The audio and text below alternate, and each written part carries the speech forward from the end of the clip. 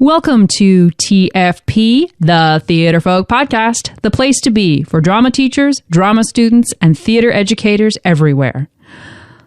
I'm Lindsay Price, resident playwright for Theater Folk. Hello. I hope you're well. Thanks for listening. Ho, ho, ho.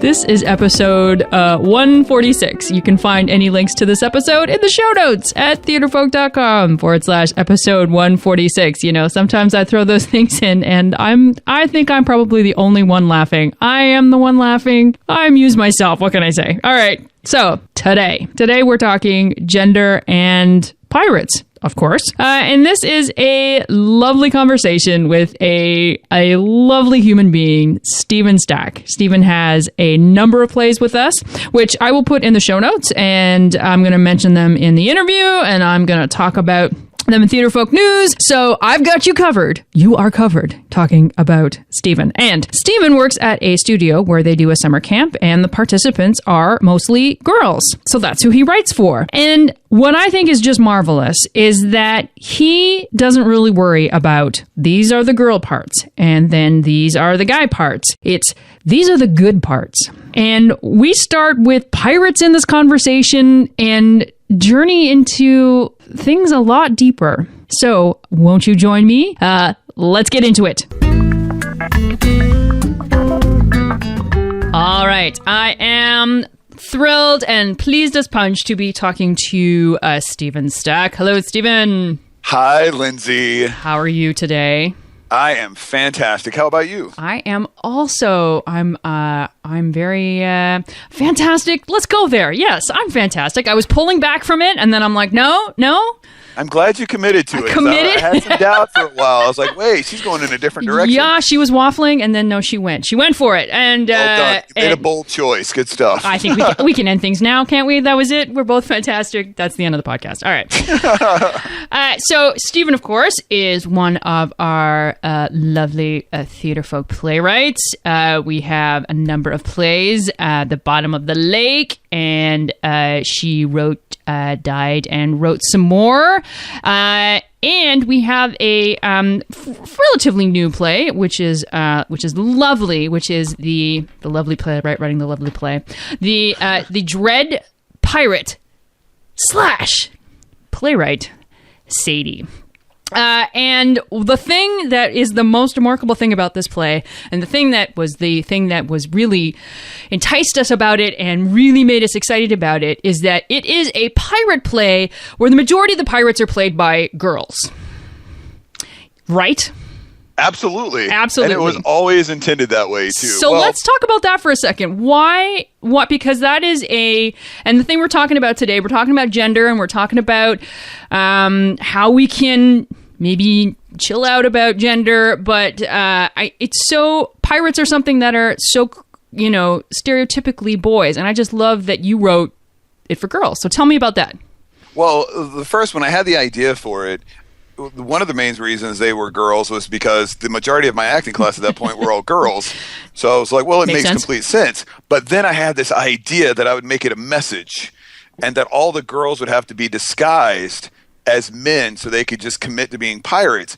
And I started writing that, and it became this messagey thing that was so over the top, it actually destroyed the message of it. So then I started thinking, and I said, you know what? Why don't we just create a world where pirates, there happen to be girls that are pirates, and it's normal, and it's accepted, and no one cares. And once I made that decision, what happened is the play took off, and it made a statement without beating the statement over the head. Yeah, the play itself was the statement. When you didn't have to have any character stand up and say, "Hey, I'm a pirate and I'm a girl, and it's okay." Yeah, and gender was never an issue at all. These were people first. Their gender didn't matter at all, and that's very clear in the play. Like they're just fabulously fun roles, gender or not. Exactly, and that's what I wanted. I wanted to create characters that anyone could play, but people would like to play because they were real. And what did because you put this up with your students, and what was their reaction? What were the girls' reaction that they get to play these parts? They loved it because so many times they're stuck in these roles, these traditional type roles that are written quite well, but they're stereotypical roles. And this time it was, you're pirates. You happen to be great pirates. Well, some of them. And they were so excited because all my female actors are constantly talking about, well, I wish we could play that role. I wish we could play that role. I guess we're stuck here. And one of my things, since I get to write these, is no, you don't have to. We can write whatever you want because you're people, and we can do it, and we can create the universe the way we want to in this world. And that's just the reality that we create. And it's fantastic. And they were so excited. They loved the sword fighting. And we went through that first version of this. We must have gone through 60 swords. It was ridiculous. Ridiculous. I was spending all my money. I'd have to come home and go, Maggie, which is my wife, was like, yeah, I got to buy more swords. That was almost a nightly occurrence. So I found out how to make PVC pipe swords now, so it's much better. Well, and I think that's not in a nutshell is sort of what makes theater remarkable is that you can say the sentence, we're going to put whatever world we want on stage, and that's what's going to happen. And, surprise, surprise, everyone buys into the world, right? And everybody is happy and they can play those parts, and the audience will buy them in those parts. If the actors believe, the audience always believes.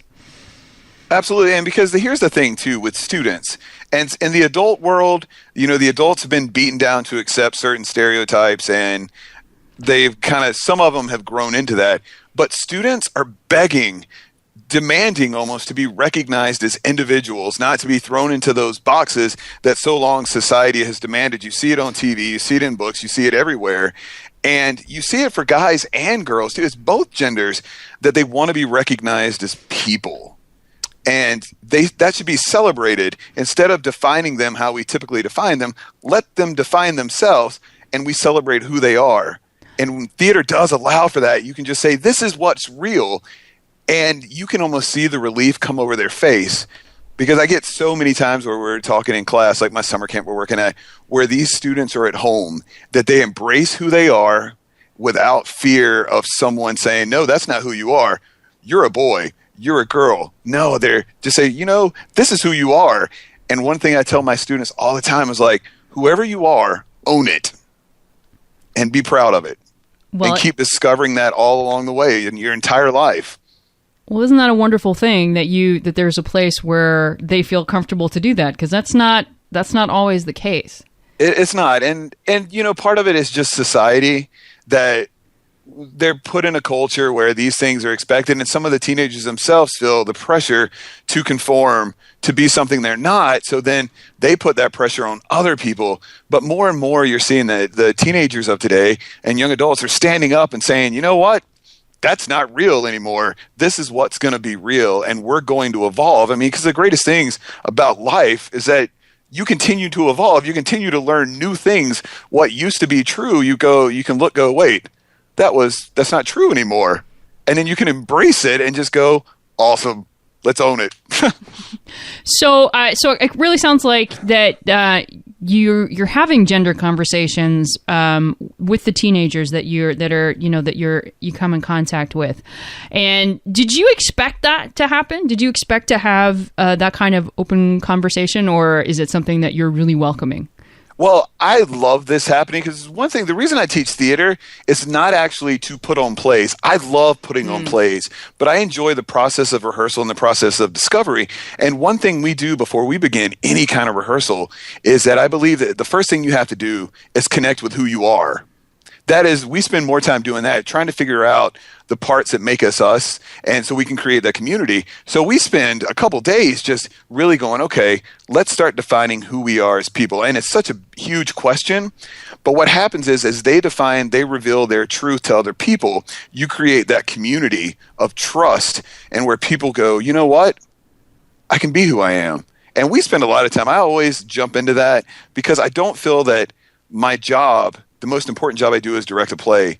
My most important job is to help develop teenagers that are going to have a successful life, because they get one chance at this place, like one chance at this existence. And I want to do everything in my power that they can get the most of it, because you see so much talent, you see so much hope. And I just see them as like when they were 3. And when you're 3 years old, you believe everything's possible, and then life starts beating you down. I don't want them to lose that hope. So I push them in that direction, and they're so eager for it. They're eager for some little flicker of like hope, just to make you go, you know what, maybe I can do it. And it's whatever, maybe it's theater, maybe it's not, whatever they're passionate about, whatever they want their life to be. It starts with owning who they are and being comfortable with who they are. So what kind of exercises do you do to explore that? Well, once the first moments, we play a bunch of like team building games where they have to work together. And the whole thing is, with certain games, like one thing we do is a play in a day where I just give them a script and they have to stage it all by themselves. They have to be off book. They have to put it together, and they have a time limit. And so that builds the community, and I let them fail if need be. And once they start working together and they talk, then we do an exercise called Who Are You? And the gist of it is that we talk about how society defines us, tells us, well, you're this way, you're a guy, so you must hold in your emotions. You must be tough, strong, blah, blah, blah. You can't like this. Well, girls, if you speak up, you're bossy. So remember that. And then I say, now we're going to get rid of all that. You're going to walk around the room and you're going to think about everything that makes you you. And when you have an answer, something you're willing to share, you stop. And so we have the actors walk around, and then one by one they stop. And I never force them to share. But what happens is, one by one, they start sharing their, what they like about themselves, how they're different, their fears, what they wish people knew, and they're sharing all of this. And what all the teenagers are finding, wait, I'm not alone. That's the same thing I think, and it's so cool to watch. Because the one thing in this world, especially as teenagers, sometimes you feel you're the only one that feels something. And in reality, you're not, because all humans have similar feelings about our place in this world. And by the end of that, and sometimes there's tears, sometimes there's anger, there's like really giddiness. But at the end, every single one of them exists in a world where, like a community of one. And it's really beautiful. And after that, the show takes care of itself. Because they're invested in one another, because they're invested in themselves and they're happy with themselves. It's like, this is who I am. And I know in a lot of situations you can't offer that, but theater is a world that that should be the expectation, that the focus, because I always think the show, if you take care of the process, you take care of the actors, create that in community, the show always takes care of itself. Well, it really is. You have to decide for yourself what's the most important thing. Is it process or product? And if it is process, then there has to, what is the learning? What is the takeaway, and what's the learning? And then I think that it has to be community. Like that is one of the most important things that you can teach a group of youngsters, right? Well, yeah, or oldsters. You can, it's something that never stops. As long as you're breathing, you can evolve. And that's a beautiful thing. I had one of my students I worked with recently that she was very product-based, because all her life has been, how do I make 100 on a test? And when she came into my class, that's what it was. How do I ace this? So I started guiding her, because I saw it instantly. And and I kept pushing her past that. I was like, life isn't a test. You go through it day by day. You focus on the process of the day, of improving. And that way you can gain enjoyment. But when you focus on the process, the product is always going to be better. The cool thing is you enjoy it more and you get more out of it. Because I used to be the director that all I cared about was the performance, that we had to be awesome. But I evolved when I realized that was stupid. I really did. It's not stupid. It's just in my world, a choice. Well, right. In my world, it totally was, because I was neglecting these students. Because whether the play or not is like perfect or anything like that, life goes on. And I was so Well, first, I wasn't even bothered by it. I was just like, oh my gosh, that's awful. And then I focused on the process, and the coolest thing happened. The actors were happier, I was happier, and the plays were always better because they were committed, and they didn't worry about the show because they were creating these characters, and they worked so hard creating the world that by showtime, they were game, man. It was like, let's bring it. Come on. This is ours. So... Okay, so let's back up a little bit and get back into this knowing who you are, because that exercise just sounds very powerful. But I imagine that there has to have been times where somebody said something and somebody laughed, or because they were uncomfortable, or somebody rejected what somebody else said. Absolutely. How do you handle, because there's the idyllic world where everybody shares and they all become better human beings, but there's a journey to get to that point always. Absolutely. So how have you dealt with that? Well, first off, I see them all as individuals. I don't expect everybody to be in the same place. And we talk about, sometimes people laugh because that's their response to being uncomfortable. And sometimes people do say something inappropriate, or they don't say anything at all. And what I've always done, what I think you should always do, is deal with things directly and ask students, so you said this, why? What were you thinking there? And not be afraid to have the tough conversations, because what happens normally, it's tough, of course. There's a reason why, it's a tough conversation, but there's an opportunity to help someone grow. And not to get angry with them, or not to get, because we were talking recently in class about the way you help evolve people's opinions is not to get angry, not to yell at them. It's to communicate and to talk and discuss. And the goal is not to change their opinion. The goal is to bring understanding. And then they can evolve their opinion because they have new information. And so that's one of the things I've always, I don't enjoy it necessarily, but if the objective is to help make the students better, to help them understand who they are, those moments have to happen. And usually those moments are the ones where the most change happens. So it's challenging at times, but it's beautiful too. Well, being a human being is uncomfortable. When you get right down to it, there's nothing in the movie, TV, being a teenager, being a teenager rocks. There really is none of that. It's a very uncomfortable place to be. Right. And if the main thing you can give is to let them know it's okay to be who you are. And also, one of the things I always say to my students, I go, I just want you to know that you're all messed up. And then they look at me and I say, and here's a secret. So are all the adults too. We're all messed up together in different ways. Adults just try to pretend they're not. And then I go, but have you seen the news? And then it's this community to go, oh. I was dead certain that when I was I guess 18, I was dead certain that there would be a time where I would become an adult. I don't know when that was, but then everything would change. It would be like a light switch, and then I would be no longer a goof or a dork or anything, and I'd just become this amazing grown up. And I'm like, right.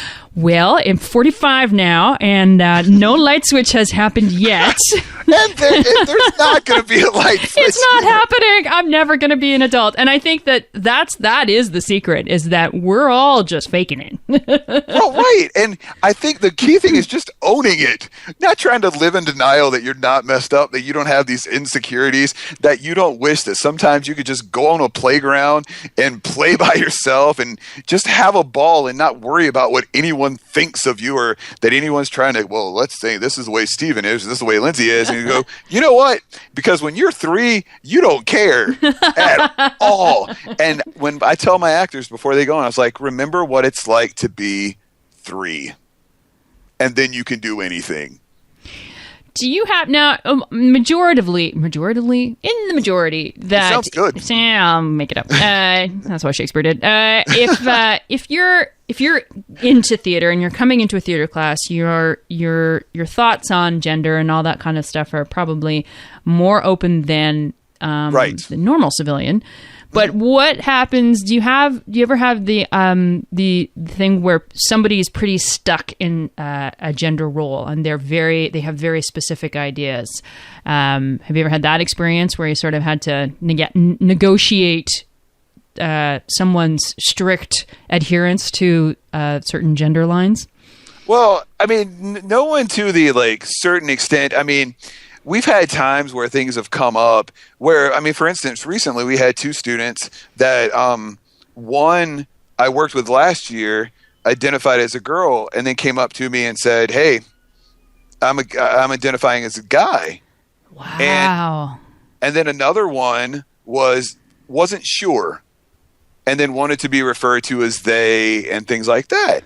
And I was game for it because I get it. Like, I have never saw gender being just this black or white issue. You're either a boy or a girl. Because if you look around the world and you talk to people and you see their personalities, it amazes me that anyone would believe that anyone is 100% anything. And so when these students came up, they told me, and I said, absolutely. And then the other students, they told them too. And at first, they were a little awkward, but I just think for the most part, teenagers adjust way more than adults because they've had less time to be set in their ways. And then if a moment, like it didn't happen this time, but if there was a moment that it came up, I would pull that student aside and talk to them directly that you have your set beliefs, but this is this person's life. This is who this person is. It's not for you to tell them they can't be that way. They can't be who they are. What a great, that just says a lot about the atmosphere that you create in your working environment with these kids. It was the best thing. That was my best experience as an instructor. And I've been, doing this now for about 223 years. And, and it was the most moving experience watching them and if they ever said the wrong pronoun or something, or it was, "Oh, I'm sorry." And then the people, the two students were like, "Oh, it's okay." Well, because they know that they're trying. Right. And just the fact that they were willing, it's so beautiful that they were willing to say, "This is who I am." They weren't sitting there quietly pretending to be something they're not.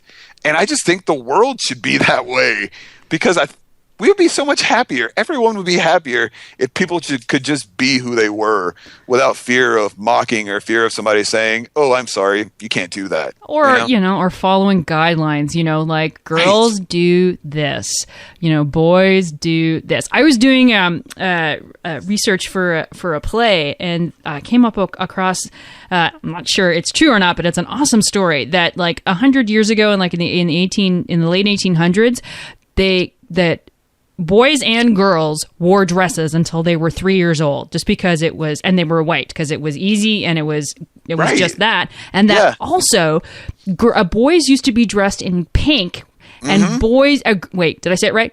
Boys used to be dressed in pink and girls used to be in blue because blue was a more delicate color and pink was a stronger color. And it's isn't that fascinating that this thing that we have now, which is so strict, pink is for girls, pink is for girls, pink is for girls. Well, what if pink wasn't for girls? Well, right. And with our girls too, because I have two daughters, 9 and 3, we never put them in pink. Now, the 9-year-old likes pink. That's awesome.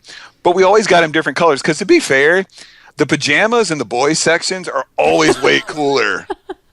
Dinosaurs, trucks, and here's an interesting, here's a story about this with the gender of this thing. I was at a wedding, and my 9-year-old, who was 4 at the time, loves to climb things, trees, everything, just into everything. And I was standing by a relative, and we were looking and watching her play, and he said, "Oh, well, she's a tomboy," and I looked at it and I was like, "Why is she a tomboy? What does that mean?"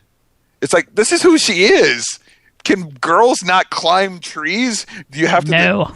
And it was so weird to me. And because I'm surrounded by women at home, and they're not strong women, they're strong people, you know? Yeah. But it's society is determined that girls have to do this.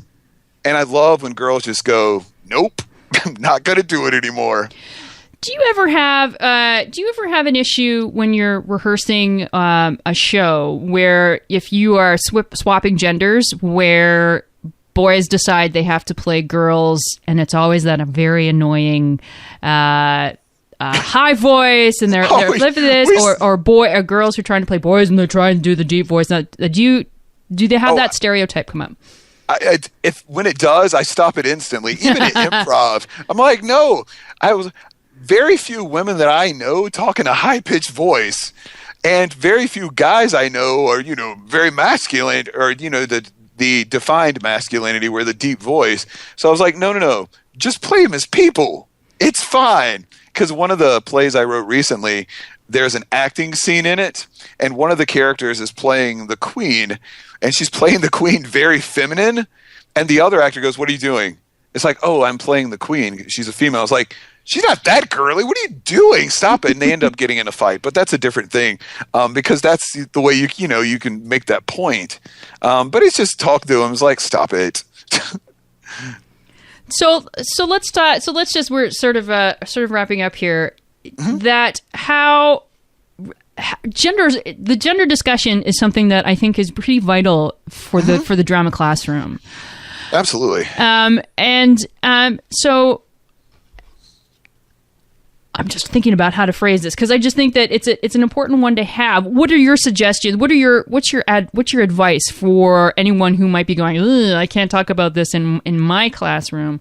What's your advice for someone who might be shying away from this topic? Well, the first thing to know is that teenagers are already talking about it all the time. And by bringing it up in conversation, the key thing is when I bring it up, I always stress to them, like, you have to, this is your view on life. You have to own your opinion. We're talking. Have a conversation and see where they're at. Because in the end, you're going to be surprised that most teenagers, they're moving in that direction, are going to go, I get it, But they have to be allowed to talk about it, even if it's scary. And the problem, unfortunately, sometimes in like public schools especially, people are very sensitive to that. But it's worth the risk by actually addressing it and saying, what about gender stereotypes annoy you? Or even classify and says, boys, let's define boys in typical stereotypical ways, and then make a list, and then say, okay, let's define girls the same way, and then make a list of all that. And then you can say, what's the reality? And then make a list of the realities where they're just throwing off, well, this is true. And then what happens, I would imagine, is that you would see that those lists, the realities for both genders, apply to both genders, and it's not just separate. I would imagine making lists is always a cool thing, but yeah, they're talking about it all the time. Yeah, it's a good point to bring up, though, that where, again, teenagers are talking about it, and there's sometimes those adults who don't like it when teenagers talk. And then you wonder, why are you in education? Let's not even go down that road. But, right. But that is an important point to bring up, that that sometimes the conversations that are most necessary are the ones that administrators are the ones they don't want to have. But I really like this notion of listing it out and bringing going from the outside in. Start with the stereotypes. Now start with the realities, and then that leads into, instead of going, and sort of getting students to go, all right, tell me about your life. Oh, right. Because in the end, I think you have to talk about these things until you don't have to talk about these things anymore. Yeah. In the end. Yeah. Unfortunately, I think that's the only way that these things become into the past, right? Where hopefully they will look back in 100 years and go, what were those people thinking that girls had to wear pink and boys had to wear blue? And the cool thing is that they will, because we're making that progress. It's happening. Yeah. And we can, maybe it's at a slow pace, but if you look at the entire history of the world, it's pretty rapid, actually. Right, actually. We're rocketing, actually. When you look at what life was like, 100 years ago in terms of gender and in terms of, being able to be yourself and being able to be a teenager who feels comfortable enough to say, I'd like to identify as this. Mm-hmm. That just wasn't happening. And furthermore, you might go to jail for that. So to be in this, I think we're very lucky. And I think that being in the arts and being in theater, we have a responsibility to help our students. And this is one way we can do it. And you can always teach them too. Like, you teach them to remember where they came from, and to let them be able to always look back and what you were just talking about how far we've come. Teaching students to look back at themselves, to see the progress they've made as people, or as actors too, but just as people. And if they can see the growth, that growth continues. So, and as society, it's the same way. Yes. Absolutely. Love it. Stephen, as always, this has been a real fantastic conversation. When we started talking about, it's really interesting, we started talking about Dread Pirate Sadie, and the thing that I just came right to my mind when I was reading that play is, isn't this a wonderful experience for girls? And hopefully who doesn't want to be a pirate? Well, and hopefully someday I don't have to say, oh, isn't this a great experience for girls? But hey, isn't this a great experience for actors and for people? As we're going to end this note on that we are all people. And I'm not going to, oh my God. So the Depeche Mode song just came into my head. I'm not singing it. So if you know what it is, then that means you're old just like me. I just started channeling Never Gonna Give You Up in my head. So there. Oh, awesome. See, we bring this all back to something funny. So now I don't feel weird at all about saying, Stephen Stack, you guys should read his plays. He wrote, we have The Bottom of the Lake. Ashland Falls is the one that I did not remember. And actually, what I love, Stephen, is that there's always a little something. And she wrote, died, then wrote some more. And of course, the Dread, oh, you know what? I've been saying this all wrong. It's the Dread Playwright Pirate Sadie. Oh my God, Stephen, I got your play title wrong. I just have it up here. So it's the Dread Pirate Sadie. Just go look it up. I'm going to have it in the show notes. Have a wonderful day, and thank you very much for talking to me. And you too, and thank you. This is fun. As always. Okay, thanks much. Bye. Thank you, Stephen. I love having Stephen on the podcast. The conversation is always fascinating. Before we go, let's do some theater folk news. It's a play feature. It's a play feature. It's time to feature one or multiple plays. I'm going to feature Stephen's plays here. They are amazing for student performers. They're easy to stage. They are fun to stage. So here we go. So we have The Bottom of the Lake. Great ghost story and more. It is an awesome combination of urban legends, teen issues, romance, absurd comedy, film noir, and, of course, ghost story. Also ghost story, Ashland Falls. It's a full length, dealing with ghosts, only this time they're not so friendly. A fantastic challenge for student actors because they have to play teens rehearsing a show and they have to play the characters inside the story, complete with British accents. They have to be funny and bring on those spine-tingling chills. It's these kinds of combinations that I think Stephen is fantastic at. Then we have She Wrote, Died, and Wrote Some More, then Wrote Some More. And that is a one-act melodrama mystery that covers betrayals, broken hearts, and an odd but beautiful love story. You want unique characters? This play has a bounty of them. But be warned, most of you end up dead. or appearing dead because of a rare fainting when frightened disorder. And last but not least, the dread playwright pirate Sadie. So Sadie wishes to leave her life on the high seas to pursue her true passion, theater. But there's a problem. She's not just Sadie, she's the dread pirate Sadie, the most feared pirate in all the land. Arrgh. And there's another problem. She is a horrible pirate. So you can check out all these plays on our website at theaterfolk.com. You can also find links in the show notes. theaterfolk.com/episode 146. And finally, where can you find this podcast? We post new episodes every second Tuesday at theaterfolk.com and on our Facebook page and Twitter. You can find us on youtube.com/theaterfolk, and you can find us on the Stitcher app. You can also subscribe to TFP on iTunes. All you have to do is search for the word Theaterfolk, and that's where we're going to end. Happy holidays, Merry Christmas, however you celebrate. I wish the absolute best for you and your loved ones. And with all my heart, take care, my friends. Take care.